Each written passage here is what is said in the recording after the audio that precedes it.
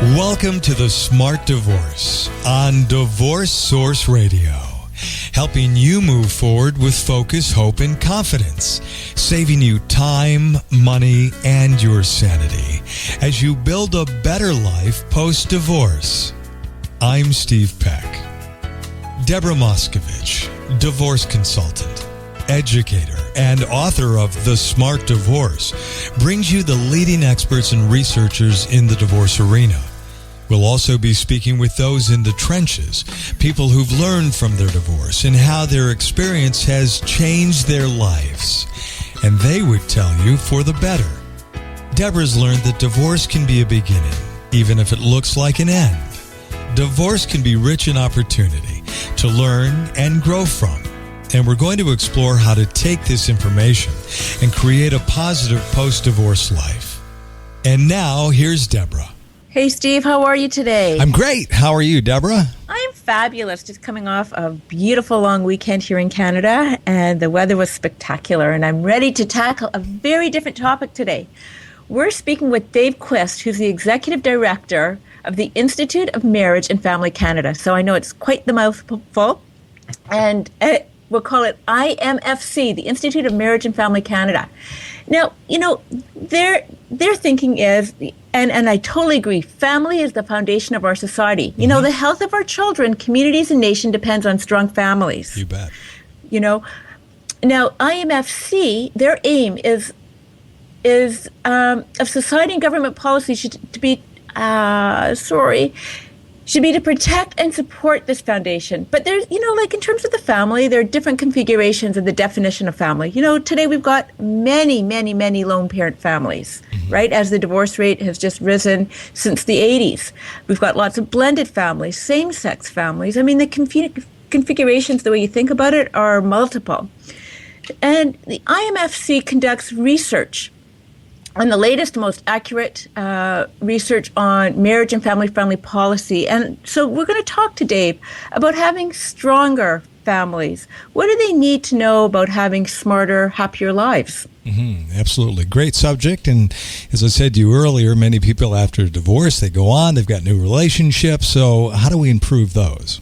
Yeah. Now, I want to just qualify for our listeners today that I am not pro-divorce and anti-marriage. I really want to help people think smarter about what it is that they need to be happier and smarter about life, and really putting their children's best interest first. And isn't that what it's all about? Absolutely.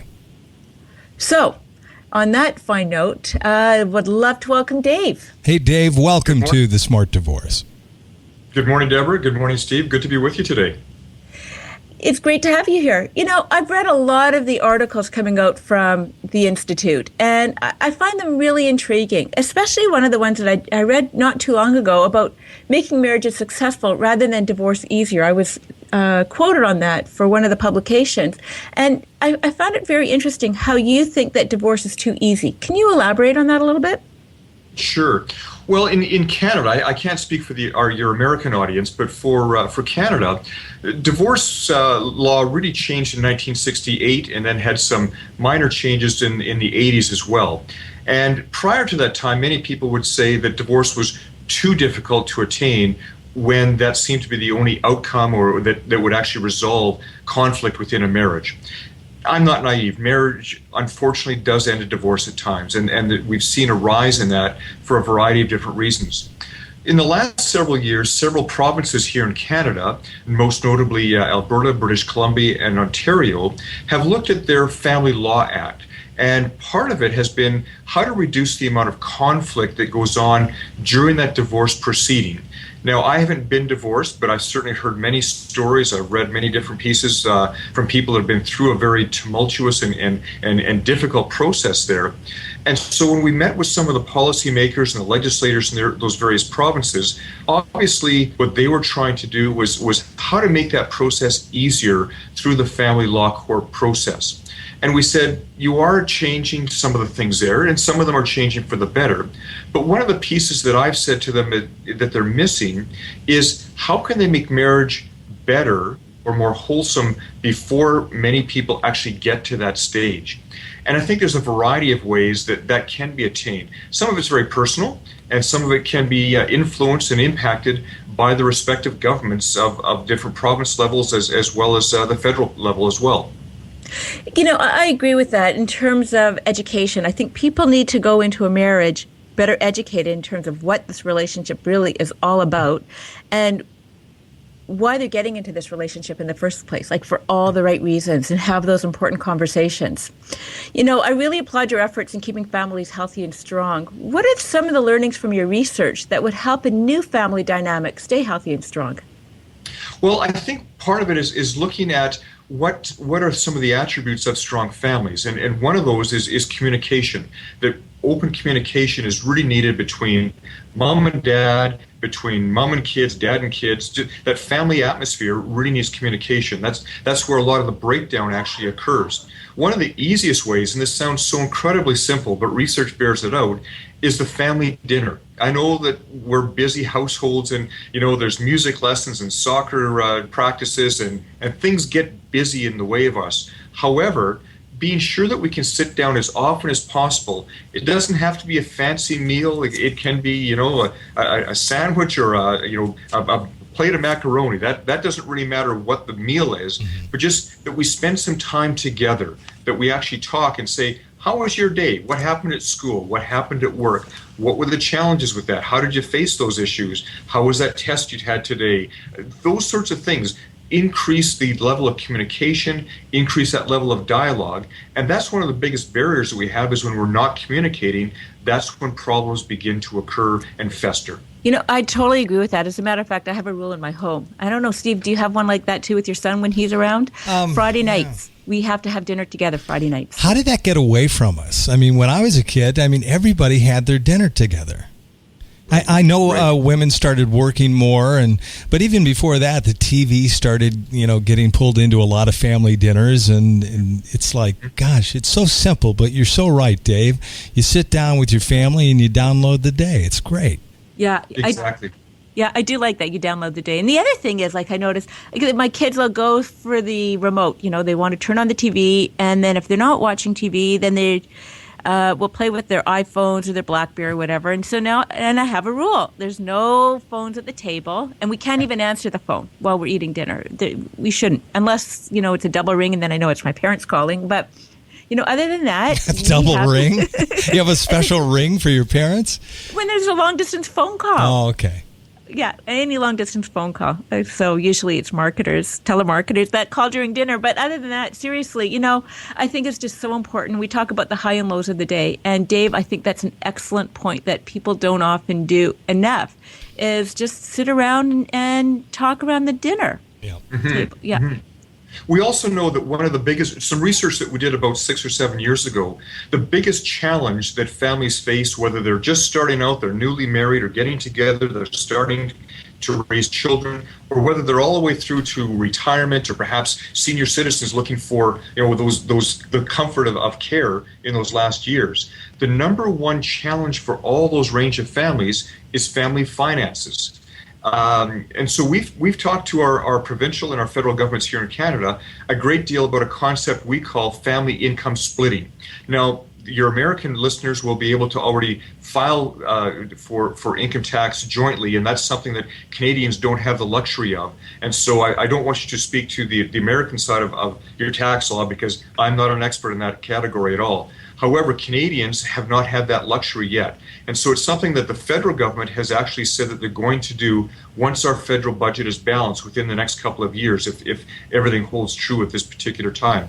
But we know that family finances is one of the biggest issues and challenges in families right now. How are we going to pay the rent? How are we going to pay the mortgage? In some families, it's how are we going to pay for the food for this week as well. In other families, as kids get older, how are we going to save and manage for post secondary education? Is there a family holiday in the works or not? And many families all across North America have been facing some really tough financial challenges in the last several years here. And so that's one more impediment, one more wedge that can often drive between mom and dad and blow apart the family in some way. And so we need to find ways, whether it's our personal spending habits, and some financial counseling might be appropriate there. It might be saying, how do we not keep up with the Joneses, so to speak? How do we maintain a level of financial expenditures that actually we can meet with our level of income as well? You know, many families have gone from two incomes to one income in the last number of years due to financial pressures in the marketplace. And those are challenges that we have to adjust for as well. You know, but that also goes back to communication. And as we know, there are many, many blended families and families just living together, and they need to have that conversation in terms of finances. Like, what is a partner bringing in terms of debt? You know, what are the expectations? And I don't necessarily know if people are having those important conversations until they get married. And then all of a sudden, like you say, finances become a major obstacle. Right. And in fact, you raised another good point there that I think is important before people actually get married, is that pre-marriage counseling is increasingly a more important thing. You know, you just mentioned about finances. It's important that couples learn how to discuss these very clearly before they ever get to those challenges, those problems.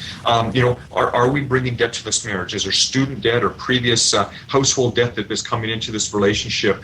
And other questions along that as well, like how, you know, you've heard the term fighting fairly. You know, if we hear of a couple that have never fought, we actually question who's holding back here and who's burying their feelings. You know, people need to be able to communicate openly that, you know, quote unquote, I don't feel comfortable with this right now. I don't like the way this conversation is going or how we're making this decision. So that has to be an openness there as well. How do we raise our children? Is corporal punishment in or is it out? Those are very personal decisions that, you know, the couple need to make as they're starting to go forward. And those are good questions to be asked during a pre-marriage counseling time to at least start that conversation. So as they get into serious relationship and into marriage, that they will actually have a basis, a foundation to grow and build on at that point. You know, I think those are excellent points. And I think that your research, I'm reading more and more about your research in the media. Is your message getting out there? Like, are people having these conversations? Because I talk about it as well. As a matter of fact, I'm writing another book about the conversations you need to have so that you can have smarter, longer lasting relationships. But why is it that people don't have those conversations? I think it's a matter of we've become a very me-oriented generation the last 2 or 3 decades. What can I get out of a relationship? And unfortunately, I don't think that's the way to build a relationship. I think the right way to build a relationship is, what can I contribute to this relationship? How can I give into this relationship to make it better? It's not about what I can get out. And generally in society, and I'm kind of broad brushing here, but when we look at how society has gone the last number of years, it's all about me.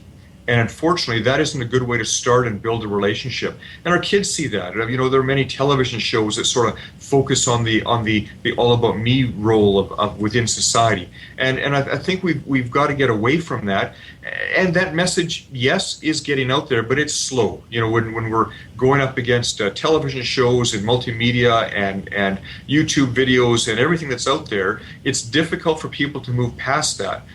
We live in a very high-paced, fast-talking world. We want instant answers, and we need to actually be sure that what we're doing is we're building long-term relationships, and that takes time. That takes communication. It takes self-sacrifice and building for the future, not just for this moment right now. I'm not so sure parents are doing their job, though, and trying to educate the kids when they know they're now fallen in love and they want to get married. You should maybe help them along with, have you asked these questions? Have you thought about this?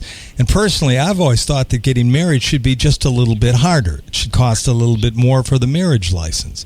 It should have requirements where you have X amount of sessions. I know the Catholic Church tries to do that. Before you get married, they sit you down, and I think that's a good idea. But what's the hurry? I mean, anyone can get married, a couple of bucks for a marriage license, and you're married. Yeah, I fully agree, Steve, that where we, in one sense, we've made divorce too easy. We've also made marriage very easily as well. And it's the single biggest relationship, not financial, but single biggest relationship that we'll actually look at for long term. And unfortunately, the majority of divorces actually occur in low conflict marriages. Research varies a little bit, but 10 to 15% of divorces are in those high conflict marriages where there's abuse or sexual abuse or drug or alcohol dependency and things that are ugly and if they can't be changed or corrected or counseling doesn't work, then unfortunately, in my opinion, divorce may be the only solution. Keeps people satisfied and safe, and I mean that literally safe. But when we actually talk about the other 85%, those marriages are very much salvageable. And exactly as you say, Steve, if people actually looked into this and started their marriage, not just the day they got married, but prior to that, so that they actually went through some counseling and people asking some tough questions of them through those counseling times, saying, have you talked about these issues? Do you understand what he or she is trying to do when they want to do this? What are your long-term goals as a couple? And those questions often aren't asked until the honeymoon period is somewhat over, and by that time you've got parallel train tracks starting to diverge instead of coming together. I like that metaphor. It's almost like in school we have sex education, and I think they should have relationship education as well. Absolutely. Because if kids don't have good role modeling in terms of their parents and having these conversations, or even sitting down at the family table and having these conversations, how are people going to know that they have to communicate in this way? And I see this. And I was just going to say, I see this all the time in my divorce consulting practice, where I don't think many individuals really understand their partner and their needs until they get married, and all of a sudden they're faced with huge discrepancies in terms of their values. Right. And suddenly they're faced with these enormous decisions they have to make, or these gaps between partner A and partner B, and they're not sure how to bridge that chasm, and hence the communication falls apart, and the relationship falls apart as well. I agree. In fact, that's one of the recommendations that we've made in a couple of papers actually, is that our education system needs to include something about relationship building, whether it's within the curriculum or whether it's with a guest person that comes in from the outside that talks about what is this thing called marriage? What is this thing called relationship? What does this actually look like? Much Music did a survey about 4 or 5 years ago that asked students, the teenage years, roughly from 14 to 17, 18 years of age, to say, they asked a lot of questions, but one of them was around marriage and relationships. And the vast majority of teens at that time said, I'd like to get married and I'd like to have a long-term relationship with my spouse. But we don't talk about that very much within society. We don't teach our children, and you're right, Deborah, we don't teach them at our dining room table, nor do we teach them necessarily in school. And yet I think this is crucial, that just along with career counseling and financial counseling, we need to talk about relationship counseling as well. And I think that's very, very important, and we're missing it in most curriculums right now. Now, you talked about students and what they think in your research. What's the younger generation thinking about in terms of cohabitation versus marriage? Is there a different perspective now? Well, cohabitation has become very, very accepted across society. Within Canada, about 17% of relationships are cohabiting. In the province of Quebec, it's actually about double that. About 35% of relationships are cohabiting relationships. The downside is that marriage and cohabitation are not the same thing. They may look like it on the surface, but they actually don't have the same attributes. Those couples, and this will be a surprise to many people, those couples that cohabitate before they get married are actually more likely to have a divorce in their future. They've gone through building a relationship, assuming some things through cohabitation as if it's a trial marriage. In fact, it's more likely a trial divorce as opposed to a trial marriage. Yeah. The attributes of marriage outweigh the attributes of marriage outweigh cohabitation on every scale. If you're married, you're more likely to earn more, you're more likely to be healthier, your children are more likely to do better in school. There's a number of reasons with that, because you're with somebody, there's two people to share those burdens of finances, helping your children and so on.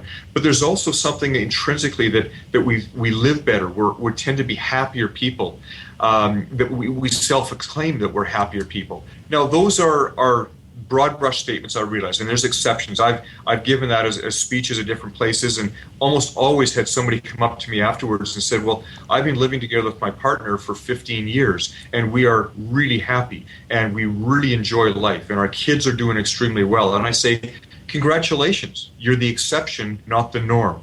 And whatever you're doing, keep doing it well, because it's working for your relationship right now. But I read this the other day, and I thought this is really interesting. So maybe it goes to why people start living together in the first place, especially the younger generation, those in their early 20s. It's like, they're dating, and then they spend more time together. So they're sleeping at one person's house a couple nights a week, and then the other person a couple nights a week. And before you know it, they figure, well, let's just cut down on the rent. And why are we're practically spending all week together, sleeping at your house or my house. Might as well just rent together. And then before you know it, they're living together. Whereas they're not making that decision necessarily for this long-term relationship. They're kind of falling into a relationship. Whereas with marriage, you're making that commitment for a long-term relationship. And maybe like that couple that had kids together, they're thinking more along the lines of a marriage, like a long-term relationship. Right. And your analysis of that is exactly right, Deborah, that they're falling into something that sort of looks like marriage, but it's more of convenience, because of the rent. Like, there's no sense paying two rents, let's just pay one. We can buy groceries more effectively together. We're spending all this time together anyways. And so they're falling into that relationship form rather than making a commitment to each other. This particular is important with the mental well-being of young women that fall into that exact scenario, that young women, more than guys, are looking for commitment and attachment. And they more often don't feel that in a cohabiting relationship, because while there's a freedom of coming together in that relationship, there's equally a freedom of leaving that relationship without any quote-unquote strings attached as well. And that actually puts young women in particular at a certain risk of emotional and mental well-being. I mean, it will vary from person to person, but it's actually measurable. And there have been a number of psychologists and sociologists across the country that have written around this issue quite specifically. Dr. Jennifer Roback Morse in California has written about this quite extensively, of the differences in the mental health issues of young women in those types of relationships. So it's something that is noted and measurable in the long term as well. Well, it's not going back to the way, I don't know if it's the way men and women are hardwired or just society perceptions, but it's almost like, when you look at sex, women have sex because they want to be in love, they want the passion, and men, without sounding too stereotypic, but I guess I am, can have meaningless, mindless sex. Like, it doesn't really matter. So what we're looking for, well, it's true. Like, what we're looking for in terms of the male outlook versus female outlook is sometimes a lot different.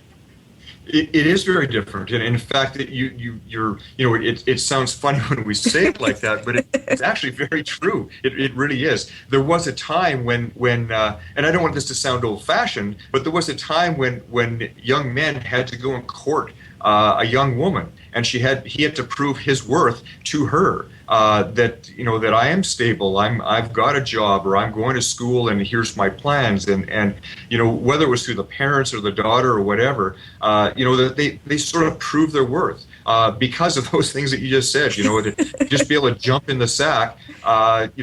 Why would I do anything else? Because I'm getting what I think I want and need. I don't have to prove my worth anymore. And so we see a lot of 20-something men playing video games half the time and not proving themselves as being worthy partners in a marriage, but rather just simply moving on with life. They're sort of teenagers mentally in an adult style body, and we need to move beyond that young men need to take responsibility for their actions, and young women need to take responsibility for their respective actions as well. And when we just simply allow sex to just be this pleasurable act, but no attachment or no emotion or no intimacy involved, it becomes strictly an act as opposed to one more part of the marriage relationship.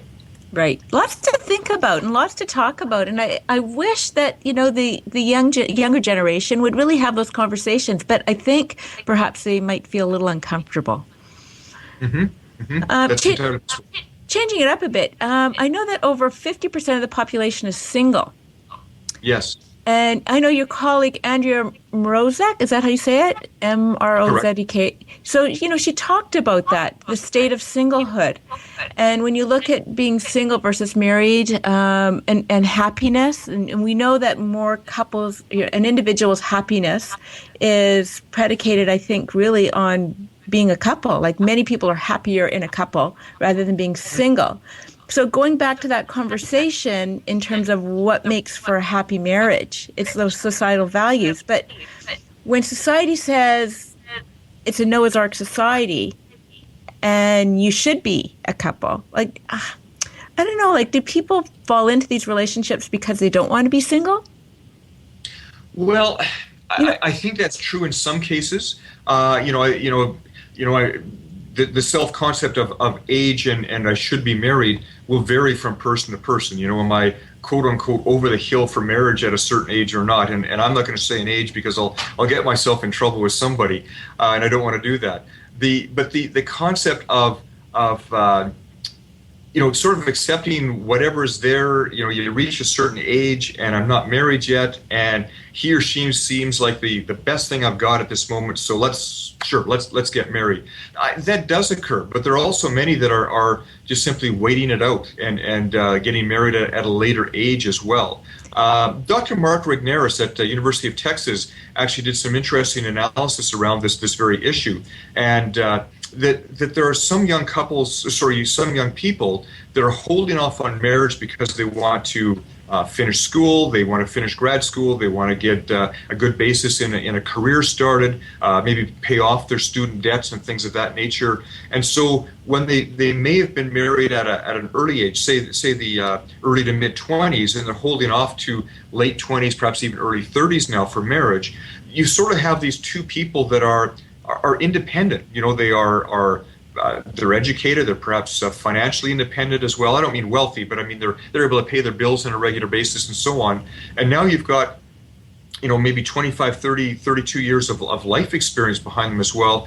And they try to put these two relationships together, and it's hard because they've already built their own habits around what they do on the weekends and what they do with how they spend their money and their priorities and things like that. And so they try to clash these two things together, as opposed to at one point couples did get married at a younger age, those mid-20s, maybe 22 to 25, somewhere in there, and they faced many of those challenges together. And so they built their relationship on facing finances or children or job changes and those sorts of things, and they faced them together as opposed to facing them individually. And it's changed the way that we look at those relationships and build for long-term things as well. It doesn't fully answer your question, Deborah, in terms of why people are not getting married, but it's one of the outcomes that comes with that as well. Right. In your research, have you done anything on happiness? Like really, what is happiness and what drives people? We've dabbled a little bit in it. I mean, happiness varies from person to person, but there are some common denominators. How I feel happy is more than just a physical experience around me, that I have a warm house and food on the table, but rather what makes me happy intrinsically. What's my long-term benefits? And so when we look at that, and we look at, especially in marital relationships, of what do I receive out of this relationship by giving into it? How do I contribute, and therefore what makes us happy? I enjoy seeing my children grow up. That creates a happiness in me, even though for every parent out there, we know how much work it is, and those early mornings or late nights or sick nights or whatever it might be. But at the end of the day, we say it's all worthwhile. And so happiness, while it will vary from person to person and what makes us happy, happiness is usually something that we give, and therefore we receive more out of the process, rather than just simply, I'll sit back and wait for happiness to come at me. And a lot of that is relationships. What do I contribute into it will create this happy atmosphere, will create something that I can benefit from as well. And so happiness is something that a lot of sociologists are starting to study in the last several years. And we're sort of watching what some of those researchers are saying and what creates happiness in us as opposed to unhappy or sadness in somebody. And so we're watching it to say, how can we apply that to marriage relationships and family relationships? Interesting. It's really interesting. Aren't some people just kind of wired to be a certain way, though? I thought there was a special I saw on TV where some people just seem happier than others. It's not related to circumstantial things. It's just the way they are. Well, and that's an important piece of that puzzle, Steve. I'm glad you brought it up. Some of us see the glass half full, and some of us see the glass half empty. And scientists and sociology people, are psychologists, and so on, are trying to figure out how does that hardwiredness interact with what our circumstances are and what we bring and contribute to those types of relationships. I think there are many people that would see the glass half empty that are still very happy individuals. They may be more somber. They may see it as half empty more often than half full. But at the same time, they still face life well. I think we've got a lot to learn around mental health and emotional health and how we create the best atmosphere for ourselves, but certainly for our spouse and our family as well. And we've got a lot to learn around those issues in particular. Yeah, and I guess that goes back to resilience. Like, why are some people more resilient than others? Very true, and I think part of it is the way we've been raised. Did we experience some things as children that we carry right through life? And it can be the same circumstance that one child faces and is very resilient and moves ahead, and in other children that's a major impediment to them, and they never sort of really get past that at some point. So, and why is one face it well and one face it not as well? Those are areas that we're relying a great deal on researchers to explain more for us as we sort of penetrate the mental and emotional side of our psyche and of our mind. That how can we learn more and understand it better? Right. Now, in terms of resiliency, I did read something about children of divorce and how they might be more resilient to negative experiences versus children in intact families because they've never had any kind of bad things happen to them. That's interesting. Elizabeth Marquardt out of Chicago actually has written a book called Between Two Worlds, and it's about children who grew up in a divorced household. And she herself is a child of a divorce, and so she wanted to do more research around that very type of issue. And so she interviewed young children, teenagers, older, in early 20s sort of thing, to ask them those types of very questions. How children have done within those relationships. And she found a number of different things. This and other related research found that in some cases children who grew up in a divorced household were saying, I never want to be married because I saw what it did to my household, my family, when I was growing up. There are also the other children that grew up in a divorced household that say, when I get married, I want that to last forever. Yeah. So there's the same situation, a divorce situation, but two very different takes on it. I never want to do this again, or I want it to work, and therefore I'm willing to put whatever I can into it to make it work as well. So we do have a lot to learn around this whole issue of what challenges children face, specifically in marital breakups as well. We do know that there's been difficulties. The kids have had difficulties, unfortunately. And since the last 40 years, we've seen a rise in divorce. We need to learn more and understand how that's actually facing it. We often have this misconception that divorce is actually plateauing, and by the numbers, divorce is plateauing right now. But at the same time, marriage is plateauing as well because of the cohabitation relationships that you just mentioned a couple of minutes ago. We don't track cohabitation statistics within vital statistics. Here in Canada, and I believe most states as well, we track marriage and death and divorce and all those vital statistics, as we're called, but we don't track cohabitation. And so where divorce looks like it's flattening out, we actually know that cohabitation breakups are occurring, but we're not tracking how many those are. And so we've got this anomaly within our statistical tracking right now. Right. That information would be very interesting. I think it would be very helpful, too, for people getting into relationships and just the outcomes. Right. You know, going back to children, because we do know that they're the greatest sign of hope for our community and society.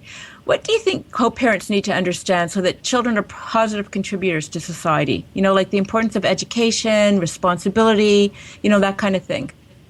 Well, one of the indicators that we can track is level of poverty. And the three indicators, and this sort of research has been done internationally, U.S., U.K., Australia, Canada. Three good arbiters of stopping poverty are get married.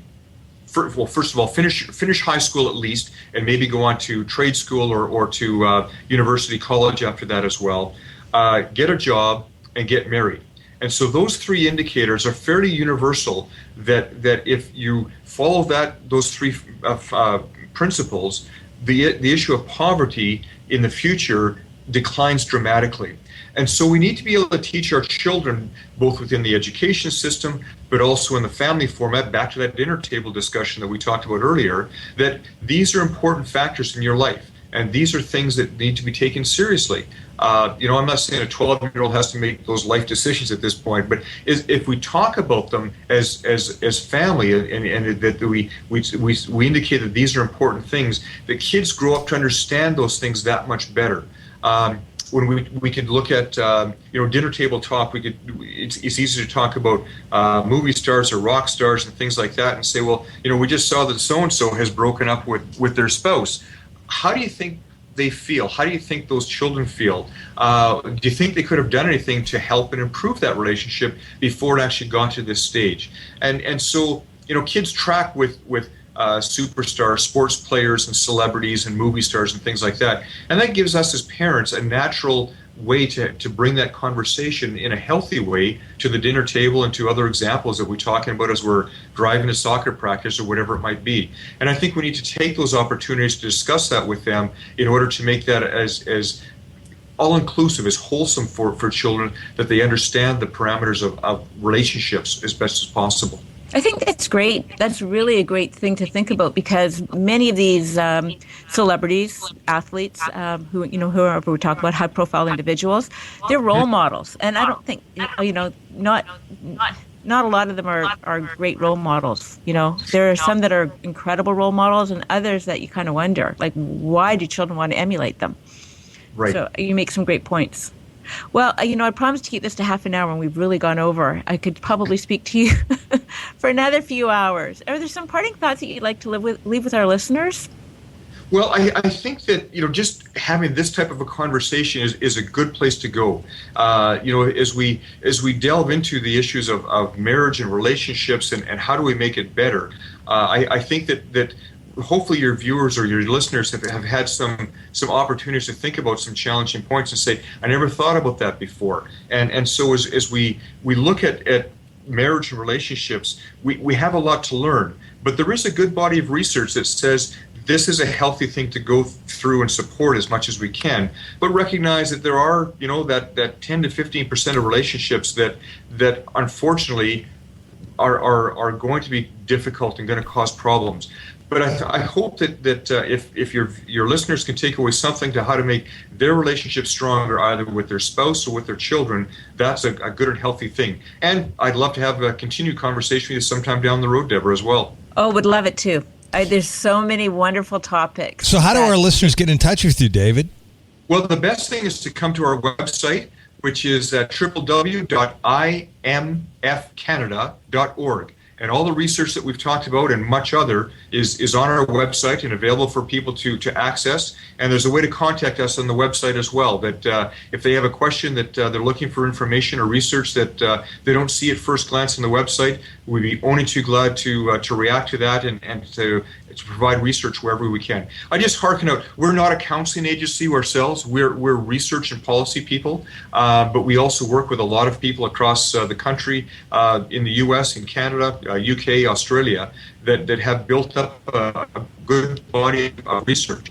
And so if it can benefit people, whether it's their academics or whether they're high school students or whether the family's looking for ideas, we'd be only too pleased to help. All right, great. Are you funded by the government or is it private? No, it's all private. We don't receive any government funding, and it's all generous people that support us because they believe in the institutions of marriage and family as well. Great.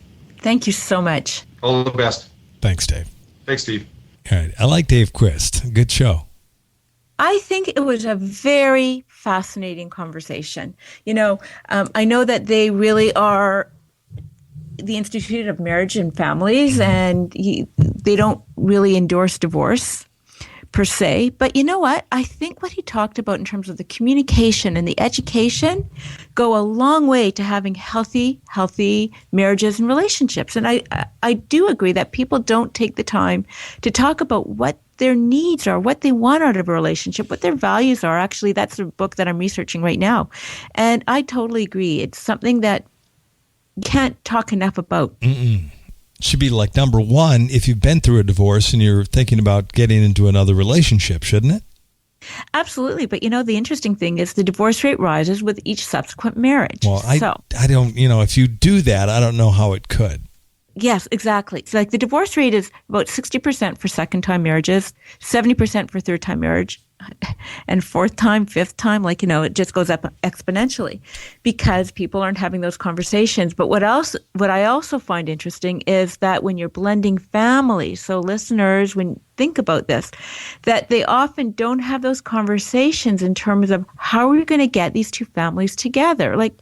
You could have an only child in one family and then 3 kids in the other family. All of a sudden, that only child is not only has now 3 new siblings, but might be the baby of the family, might be the middle one in the family or the oldest. And so how do those dynamics, how do you prepare for those dynamics? Mm-hmm. And people don't talk about it. They just think, okay, you know what, we'll blend our families and we'll figure it out as we go along. And figure it out as you go along isn't really the way to do it as you have many issues that creep up. How are you going to address that? Who's the one that's going to discipline the kids? How do you discipline the kids? How do you deal with certain issues like what if one side has more financial resources than the other? Such a buzzkill when you're in a great new relationship, though. You're so in love, and now you want to bring up all this stuff, right? How are you going to discipline? Come on.